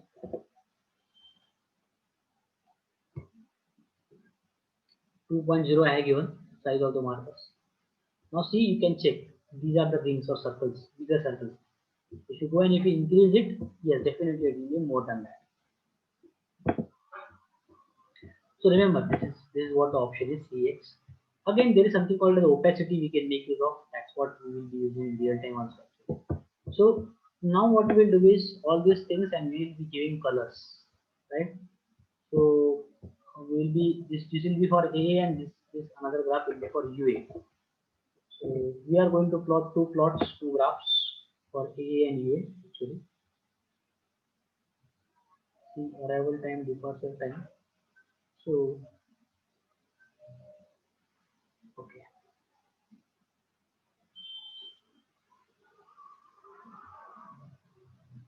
The command is going to start from this. So here what are we doing is this one we have already seen. Now let me just color it. Okay, and let's see actually what happens. So we have given a red color and the green color. First of all, this particular thing I am going to plot in a black color for United Airways. You will be able to see the normal size, that is 2.0. I have already given this one, you have already seen. Now let me color it with this. So here I am going to give a red color. I think red color is there. Okay, and size is 0.5. Size of the marker is 0.5. Let me do it same thing for American Airways and give the color as green, right? And again, size of the marker again here we are given as 0.5. So you can check it. This is what we have now.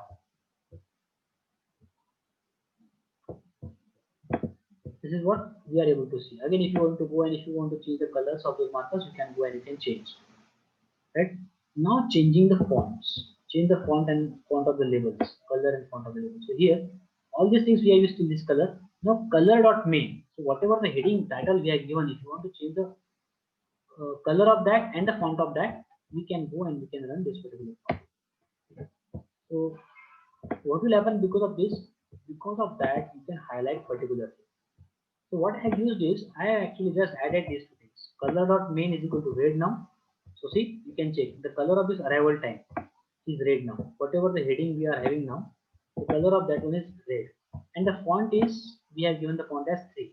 You can go and you can even increase the font and you can see what changes will happen here. Suppose you go and if you give it as 8 and run it. Let's see whether it increases the font or not.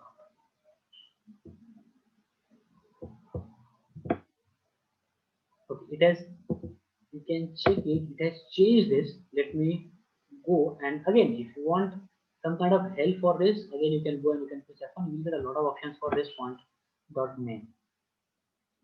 As I given it as gate, just change the size. So all these changes you can go and you can make use of. These are available in, now see, you can check it somewhat bigger and bold as compared to the earlier one. So this is actually to highlight the things in the visualization, right? So here we are going to make use of all those things. So color dot label is green, font dot label is 4. So color dot main and font dot main, color dot label and font dot label. So we are actually doing it for all of them, labels as well as titles. So we are going to add some text here, and for that text you will be able to see the output like this. See. Font, changing the colors and the font is also very important, because there are some things on which we generally need to concentrate on whenever we are working with visualization. So there are going to be some points where we actually try to highlight something and we don't try to highlight something else. So whatever is important, that should be highlighted. That's what our purpose is, right? So what I'm doing is I'm just trying to plot a graph for UA and for arrival delay and departure delay like this. So I press Control Enter, you'll be able to see the graph of United Airways. You can check it. Now the color is red, color of main is red, and color of the labels is green. So you can see on x-axis and y-axis the colors are somewhat green. So you can check it. The color of the title is green, red, color of the labels is green for United Airways. What I can do is I can go and I can add some text now, right, with green and red color. So I am adding United Airways here on 100 400 point. You have already seen that how to make that. So I am just running a text command. Remember this text command. Later on we will increase the font of that. Here I have given the font as 2. You can increase the font. And let me increase the font of this. Let me make it as 5. Let's see what happens.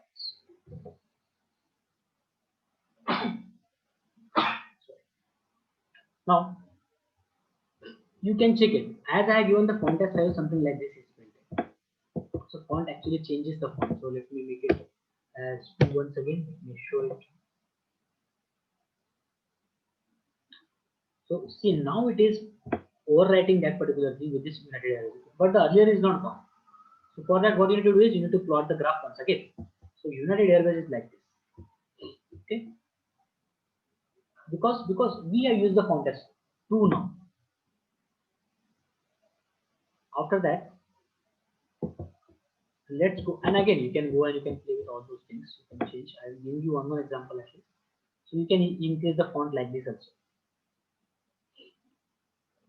Okay. Now how to plot pair of plots at a time, how to visualize different graphs, so that it will cover all the points. Suppose you have to plot 8 plots for data visualization.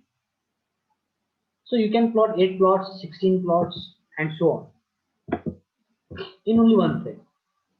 So this tilde sign, this is nothing but tilde sign. So what is going to happen is arrival delay and departure delay. So if you want to plot 2 plots at a time, you can make use of pairs.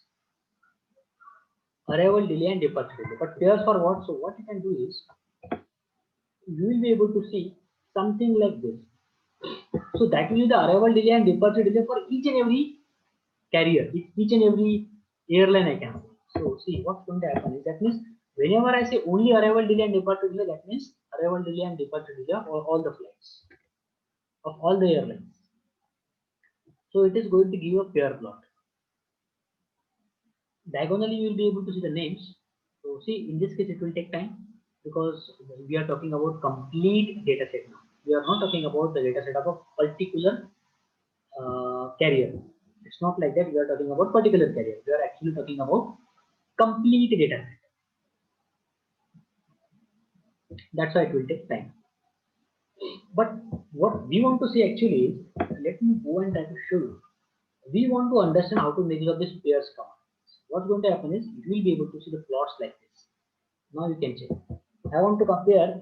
Earlier we compare arrival time and departure time, arrival delay and departure delay. Now what we can do is we can add. We have 19 columns.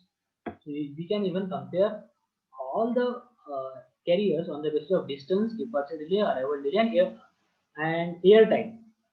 So instead of 2 features now we are using 4 features to compare the different carriers, different airlines. That's also possible. This is all we can go and we can visualize the data in a more deeper way. So let me check. Now see, this is what you got, arrival delay. So arrival delay versus departure delay. Here, let me check. Okay. So arrival delay and departure delay. So we are just trying to compare this one for what? This one we are trying to do for complete data set. Now see, let me show you this one. So remember that pairs command is something very useful with the help of which actually you can have lot of observations on the basis of which you can compare your data set. You can compare different carriers here. Right? So this is the earlier plot. This one, whatever you are able to see, was earlier plot. Now you will be able to see something new. See, it actually takes some time to load, right? Because here again, complete data set. It's not like that only for UA or AA we are talking about. We are talking about complete data set here. That's why it will take some time to load. You can see that still that red button is still there. That means it is executing, right? And even if it is gone for some time, it will be there, and then only you will be able to see the graph. And obviously, in this case, it will take somewhat more time as compared to earlier because here we are trying to compare all the flights, all the carriers based on their arrival, departure distance, and air time. Not only on arrival delay and departure delay.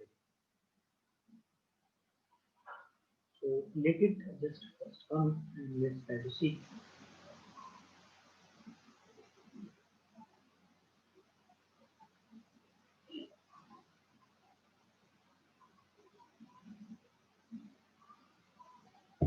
Definitely, it will take some time.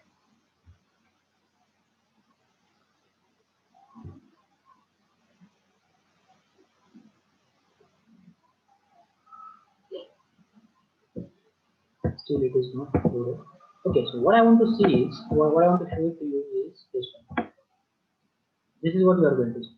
So see, what is the meaning of that? So whenever that particular graph or plot loads, we will discuss that. So I will show it to you. But see, diagonally, what you are going to see here is you are going to see on basis of which you are going to compare the data. So you can check it. If I want to compare all the flights based on departure delay and distance, so this is distance and this is departure delay. I want to compare arrival delay and departure delay. So see, arrival delay and departure delay. This is arrival delay and this is departure delay. I want to compare arrival delay on the basis of arrival delay and distance. So this graph you can make it. I want to compare on the basis of air time and arrival delay. So this graph you can make use of. This is how you can make use of all the columns or pairs command to compare your data in a proper way and to get the idea. Still it is not there, it will load. It will load. Let's try to move forward till then. So this is what the output, this is what the output actually we are expecting. This is a simple data visualization. And later on, if you want to draw point graph or line plot, definitely you can draw that. So plot command we have already seen this. This is a point plot. This like this we have already seen. Now if you want to join all those lines, so what you can do is just go here and type is equal to L. So it will be a line graph. Let me see. Still it is not there. Click on zoom.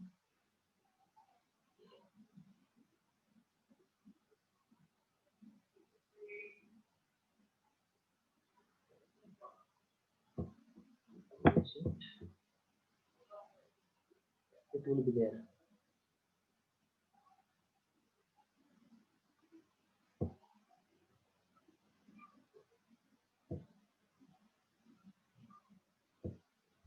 Okay, anyway, it will come. Till then, I will try to show this particular thing. See, this particular thing you have already seen, plot AB. Now, as I told you that you can even go and you can join this points, right? So to join this point, you just need to use type equal to L. That's it. This is one type of relation. So this is what the graph will be able to see. Otherwise, if you want type equal to P, that's also possible. So this type equal to P is going to use something like this. Same thing. Point to plot. Type equal to B, if you do, what will happen? Point and line, both. B actually stand for point and line both. So you will be able to see this line as well as point. Right? And then there is time series data you might be aware about. So we have one data set in R, which is called as weather data set. So weather data set is having 26,130 rows and 15 columns, and these are the columns: origin, year, month, day, hour, temperature, and all these things are the columns. And there are 26,130 rows. So if you want to use time series plots, again use a simple command plot. And what is this weather dollar? So dollar is going to give you all the columns from the data set. So weather dollar temp. So if you go and try to plot a graph for this data set like this for temperature in weather, you'll be able to see a graph like this, which is called as time series plot. If you want a histogram for a distance column, histogram of distance, so you can check it. In our earlier case, we were having distance column, right? So for that, you can go and you can have a histogram. So hist command is the command which you can make use of in R for plotting the histogram. Still, it is not there.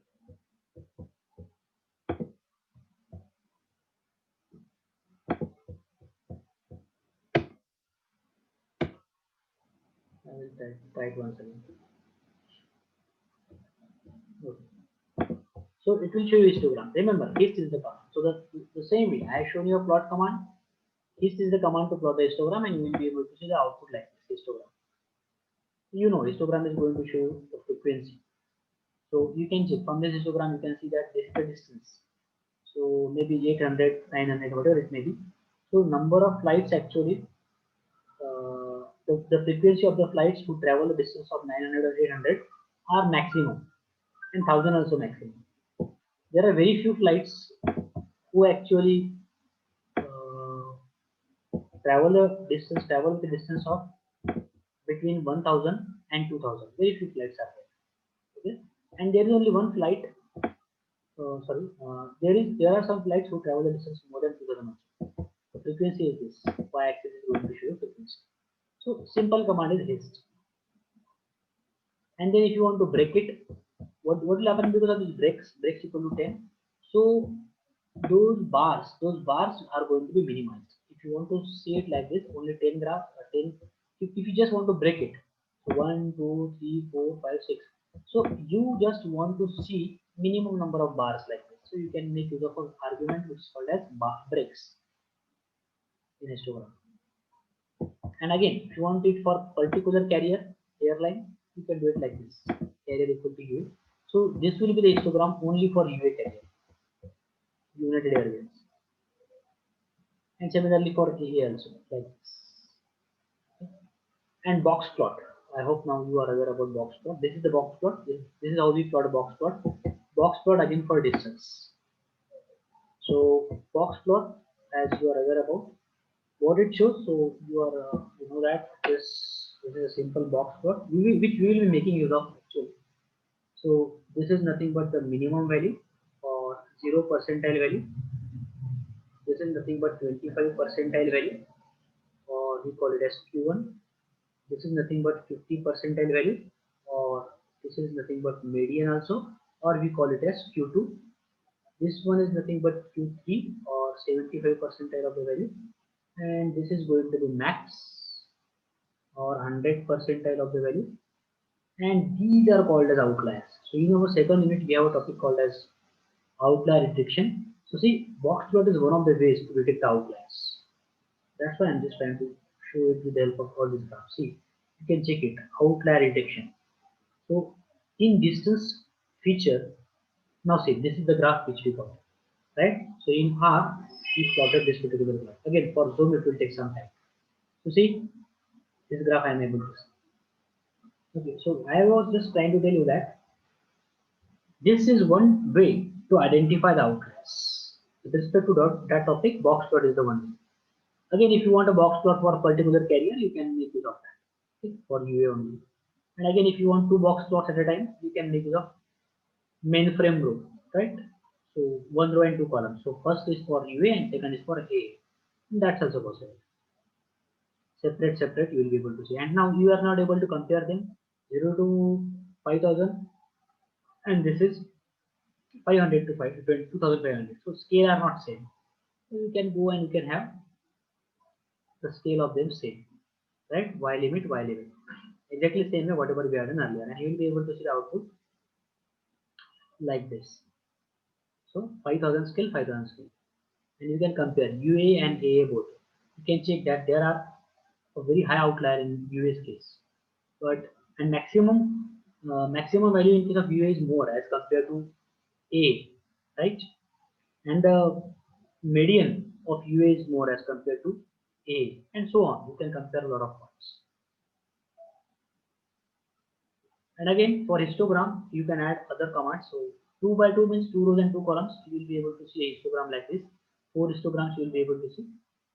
And you can go and you can add all these columns. So what we have done is, first of all, we plotted these histograms, and then we made the scale of them as same. X limit, Y limit.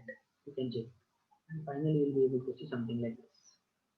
So histogram as well as box plot you are able to see.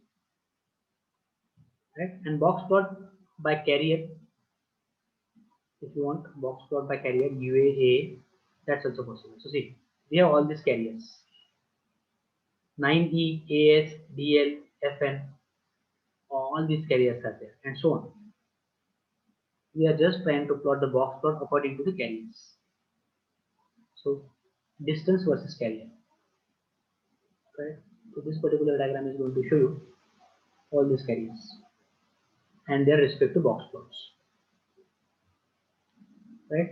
So this is what something which is related to this particular topic, data visualization. This is what we use, but I will say that these are not the only graph which one can make use of. There are other plots also, like box plot and histogram and scatter plot we have seen. There are other things like something like bar plot is there, right? You have pie charts also you can make use of. Even you can make use of some interactive diagrams also. So I will be showing you interactive diagrams later on, and we will try to talk about all those things, right? Interactive diagram, how to plot an interactive diagram for a data set which is actually imported from some external source. We will try to see that particular thing also, right? So maybe I can show you that one.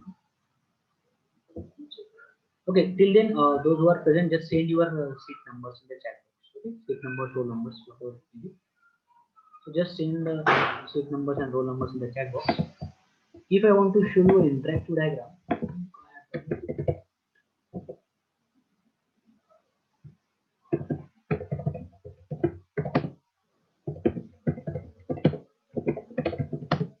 so visualization is not limited to only these types of plots. But yes, see, this is there on my YouTube channel also. Interactive diagram. This is going to be really very useful. Actually, it's going to show you a tree of the data. It's going to help you to understand the data in a better way. Let me show you final output. Let me show you final output. See, I have imported the CSV file, which is a CSV file for serials, which is just for baby. Let me show you final diagram here somewhere.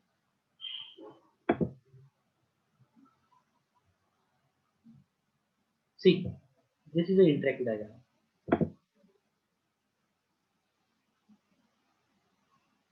you can even go and try to track them anywhere you want. So this is about data which I imported in R, and this is data about cereals for babies. Okay, so these are different names of the companies who actually try to produce the products for baby, and I want to check how many customers are uh, associated with that particular company and so on. So you can do a lot of things in R actually. So that's why visualization also can be done with the help of R in a very interactive way. I can go and I can even change the colors also. See, this color is changed. So this Mapo is one of the company which actually designs cereals for babies. I can show you. Even once you import the data from CSV file into R, you can actually go and try to have this kind of visualizations for your data.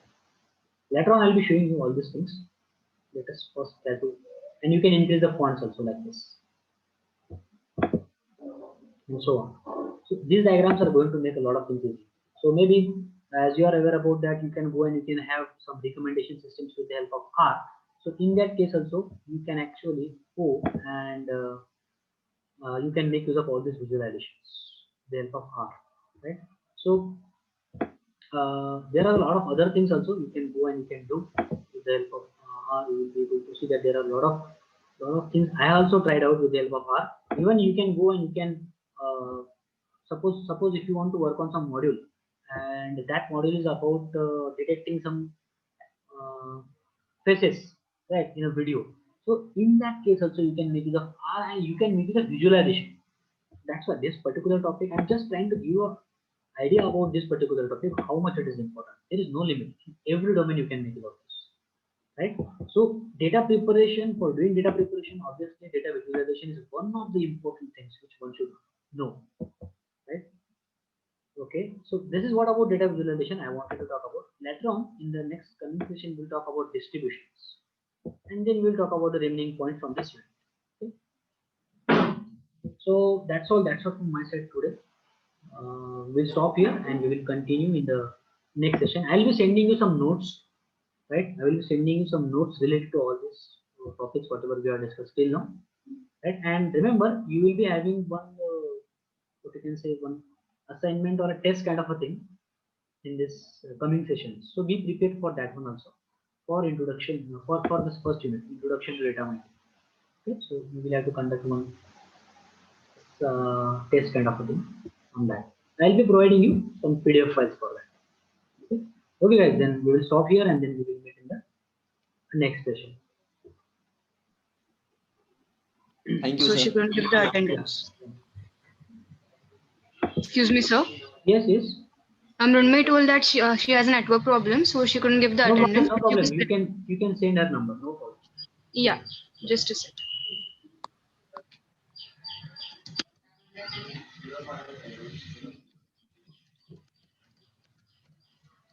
Yes, yes, I got it.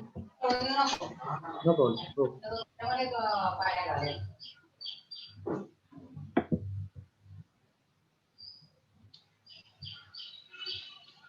Done? All of you done? Thank you, sir.